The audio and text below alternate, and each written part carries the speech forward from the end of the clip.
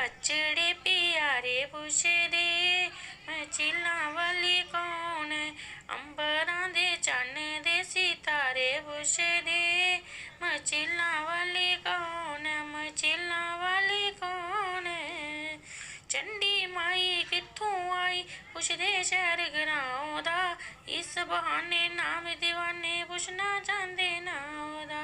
चंडी माई कित्थों आई पुछदे शहर ग्रां दा, इस बहाने नाम दीवाने पुछना चाहंदे ना ओदा, पुछना चाहंदे ना ओदा।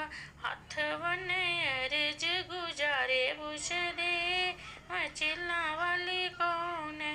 अंबरां दे चन्न ते सितारे पुछदे झीलां वाली कौन है।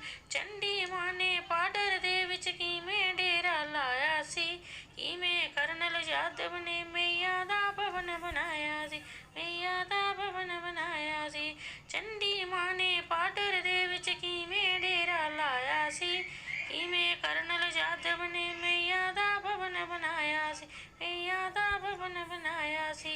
हत्थां नाल करके इशारे पुछदे झीलां वाली कौन है, झीलां वाली कौन है। अंबरां दे चन्न ते सितारे पुछदे झीलां वाली कौन है, झीलां वाली कौन है। ज्योति मां दी बड़ी निराली कर कर किवें नूर होई, चंडी मां दी महिमा किवें जगह जगह मशहूर होई, जगह जगह मशहूर होई। ज्योति मां दी बड़ी निराली कर कर किवें नूर होई, चंडी मां दी महिमा किवें जगह जगह मशहूर होई, जगह जगह मशहूर होई। मैनू ओदे बचड़े प्यारे पुछदे झीलां वाली कौन है, झीलां